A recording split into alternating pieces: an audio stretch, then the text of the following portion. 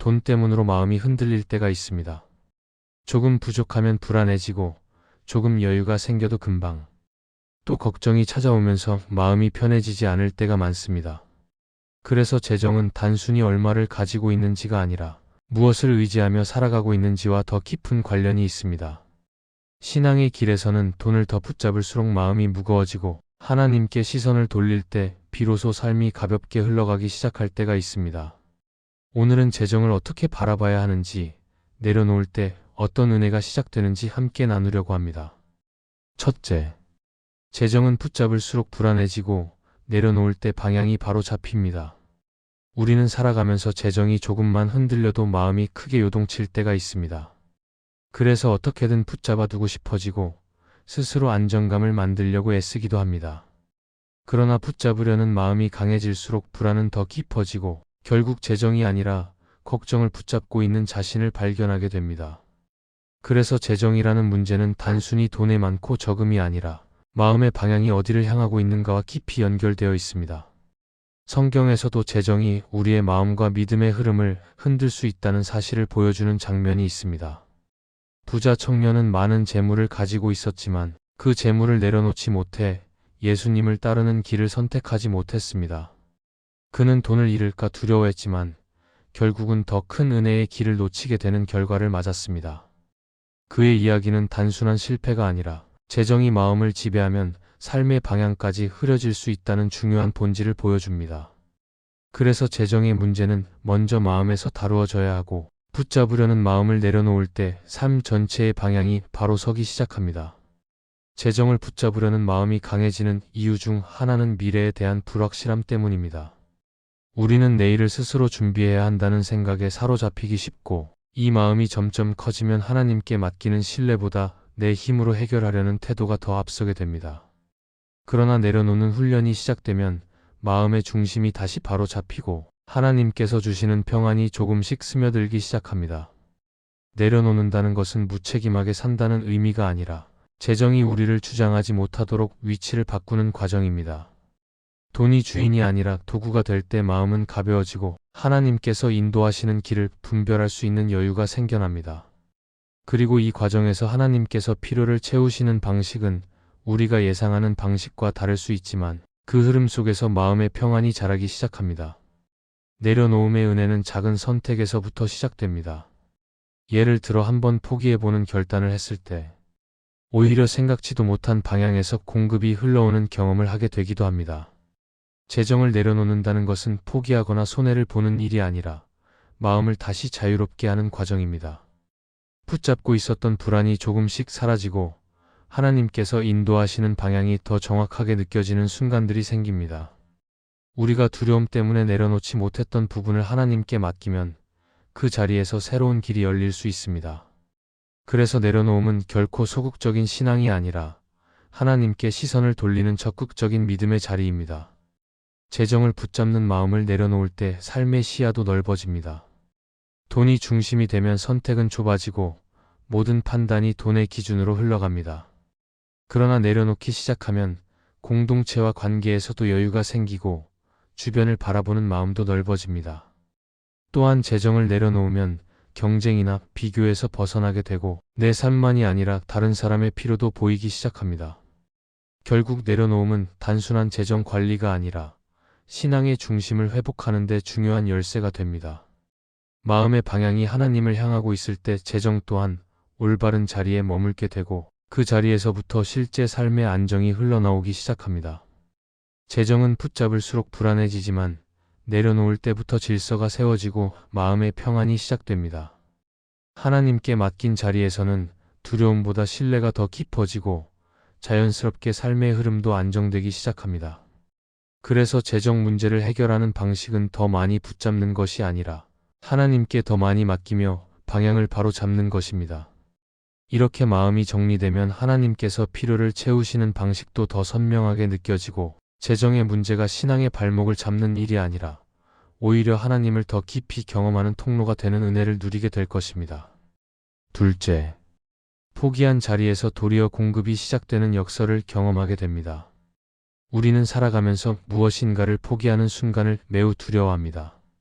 잃어버리는 것이 아닌가 걱정하고 다시 채워지지 않을까 마음을 조심스러워하기도 합니다.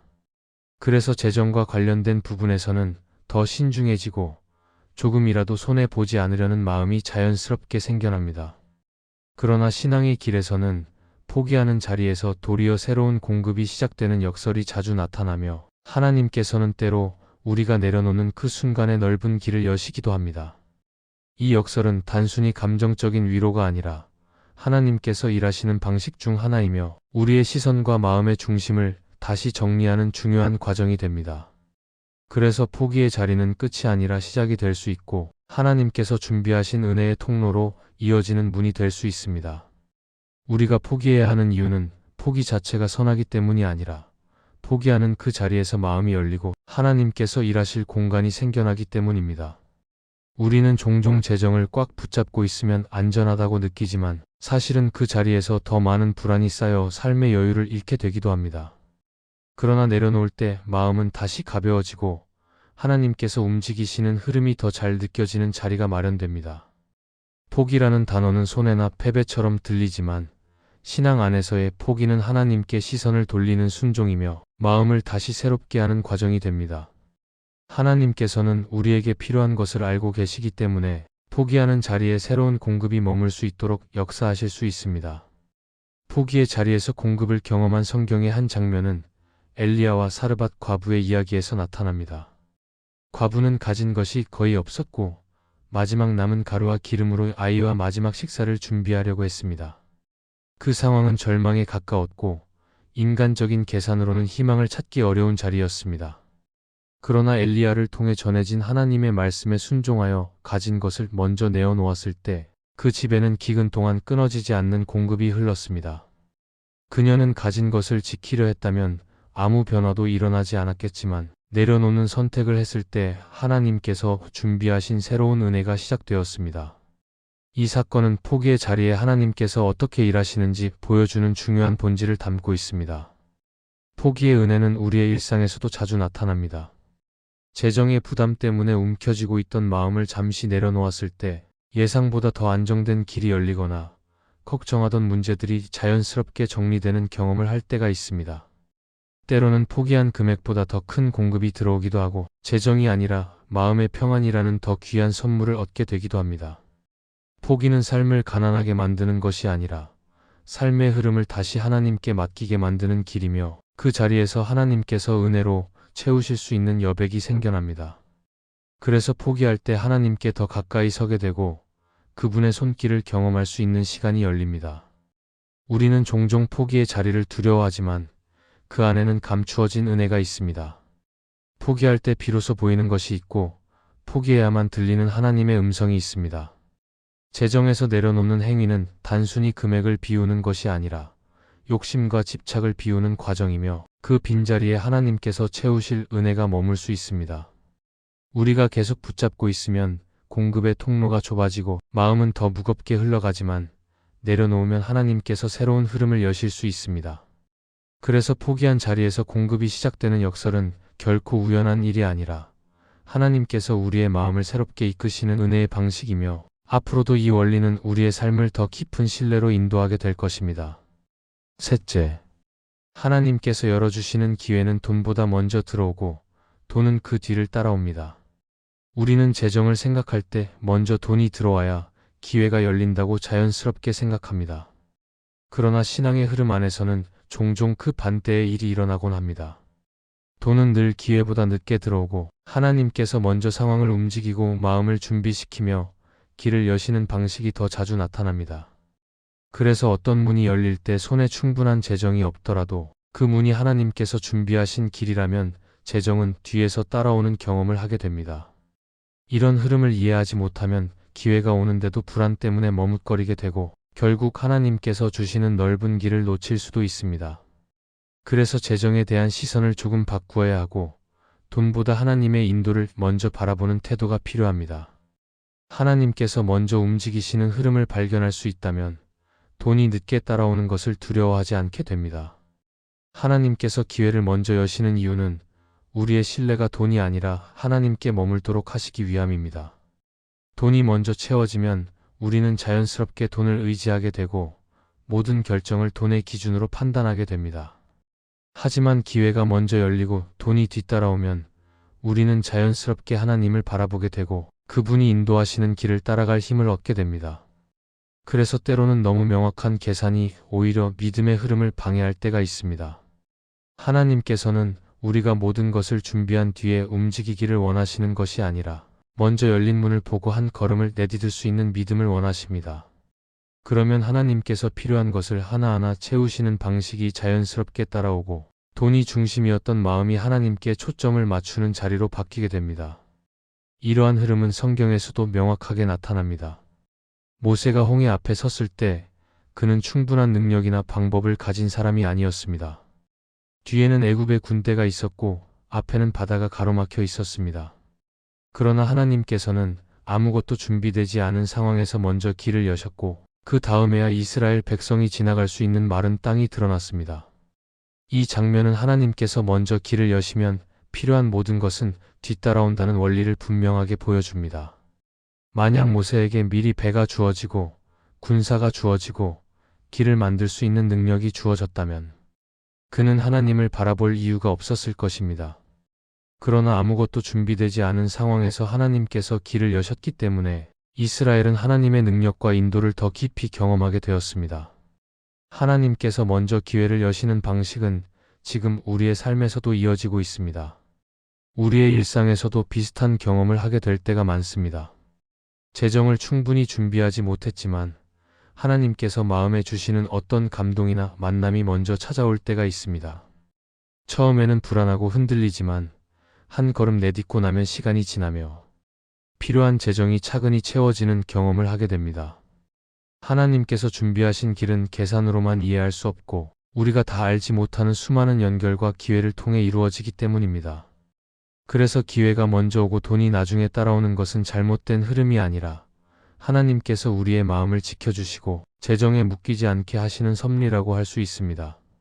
이런 과정을 통해 우리는 재정을 통해 안정감을 얻으려는 마음에서 벗어나 하나님께서 이끄시는 흐름에 머무는 법을 배워갑니다. 기회가 먼저 열릴 때 우리는 자연스럽게 마음의 방향을 점검하게 됩니다. 돈이 먼저 들어오면 우리는 그 돈으로 무엇을 해야 할지 고민하지만 기회가 먼저 들어오면 하나님께서 왜 이 길을 열어주셨는지 내가 어떻게 순종해야 하는지 생각하게 됩니다. 그래서 기회가 먼저 오는 흐름은 마음의 기준을 하나님께 두게 만드는 영적인 훈련이 되며 재정이 뒤따라오는 과정 속에서 하나님께서 같이 걸어가고 계시다는 평안을 느끼게 됩니다. 결국 돈이 먼저가 아니라 기회가 먼저 오도록 하시는 하나님의 방식은 우리의 믿음을 더 견고하게 하고 하나님께서 준비하신 길을 놓치지 않게 하는 맑은 인도가 됩니다.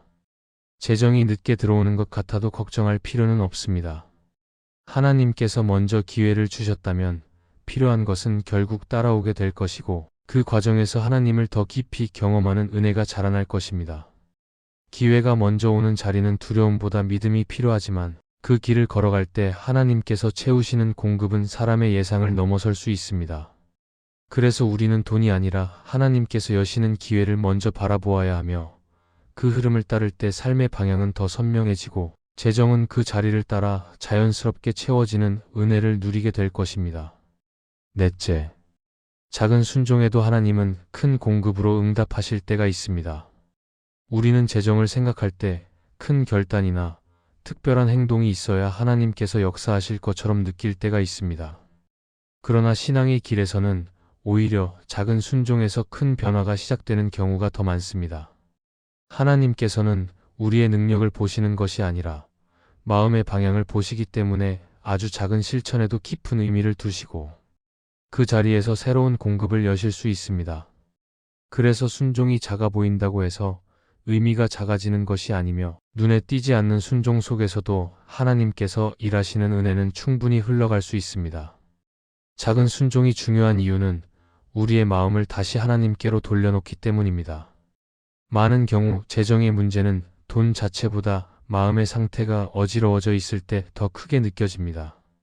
그래서 하나님께서는 거창한 일이 아니라 아주 작은 순종을 통해 우리의 마음을 바로 세우기를 원하십니다.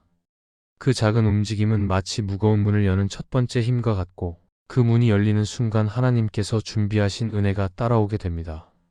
우리는 그 변화를 처음에는 잘 알아차리지 못하지만 시간이 흐르면 작았던 순종이 얼마나 큰 역사를 만들었는지 깨닫게 됩니다.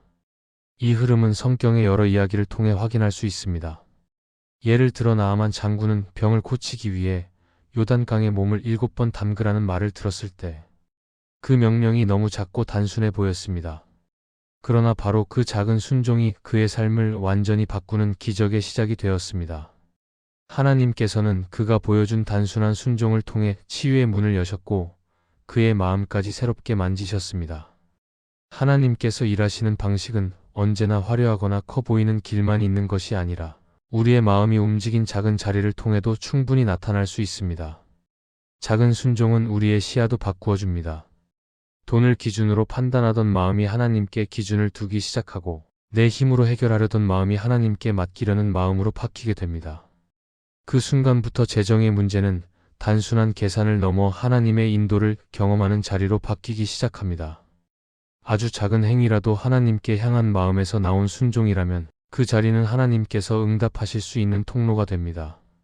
그리고 그 통로를 통해 우리의 필요가 채워지기도 하고 불안하던 마음의 평안이 머물기도 합니다. 실제로 많은 그리스도인이 작은 순종이 인생의 방향을 바꿔놓는 경험을 하게 되며 내려놓고 하나님께 맡긴 뒤에야 더 넓은 길이 나타나는 것을 보게 됩니다. 또한 작은 순종은 우리의 재정에 대한 태도도 바꾸어 줍니다. 돈을 지키려는 마음 대신 하나님께 맡기려는 마음이 자리 잡으면 돈은 우리를 흔드는 대상이 아니라 하나님께서 사용하시는 도구가 됩니다. 그러면 재정 때문에 소모되던 에너지가 줄어들고 그 자리에서 더 깊은 평안과 여유가 흘러나옵니다. 하나님께서는 우리의 부담을 덜어주기 위해 작은 순종을 통해 마음을 가볍게 하시고 그 자리에 공급의 문을 여실 수 있습니다. 팀 켈러는 그의 책 기도에서 하나님께 순종하는 마음을 이렇게 설명합니다. 그는 작은 순종이야말로 하나님께 자신을 맡긴다는 고백이라고 말하며 이 고백이 삶의 방향을 바꾸는 가장 중요한 열쇠라고 강조합니다. 하나님께서 보시는 것은 순종의 크기가 아니라 마음의 진실함이며 이 마음이 하나님께 향해 있을 때 우리의 삶은 더 깊은 은혜의 흐름을 경험하게 됩니다. 작게 보였던 순종이 결국 큰 공급의 시작이 되는 이유는 하나님께서 우리의 마음을 통해 역사하시기 때문입니다. 우리가 할 수 있는 작은 자리를 하나님께 드릴 때 하나님께서는 그 자리를 넓히시고 채우시는 은혜를 더하십니다. 그래서 작은 순종을 부담으로 느낄 필요는 없습니다. 그 순종이 아주 조용할지라도 하나님께서는 그 자리를 통해 필요한 것들을 공급하실 수 있으며 시간이 흐를수록 그 은혜가 얼마나 깊고 풍성했는지 깨닫게 될 것입니다. 이렇게 작은 순종이 만들어내는 큰 공급의 은혜는 우리의 신앙을 더욱 견고하게 만들고 하나님께서 인도하시는 길을 따르는 데 힘이 되어줄 것입니다. 이 말씀이 마음의 은혜가 되셨다면 좋아요와 구독으로 함께 해주세요. 그리고 댓글에 아멘이라고 남겨주시면 하나님의 은혜가 더 많은 사람들에게 전해질 것입니다. 여러분의 삶 위에 하나님의 은혜가 언제나 함께 하시기를 바랍니다. 감사합니다.